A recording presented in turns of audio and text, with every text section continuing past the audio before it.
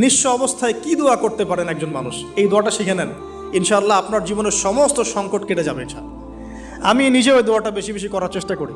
দোয়াটা হচ্ছে, মুসা আলাইহিস সালাম একটা গাছের নিচে হেলান দিয়ে বসলেন, বসে দেখলেন দুইজন মেয়ে দাঁড়িয়ে আছে দূরে, পানি নিতে পারছে না, লোকজন পানি নিয়ে যাচ্ছে, ওরা দাঁড়িয়ে আছে বেচারি।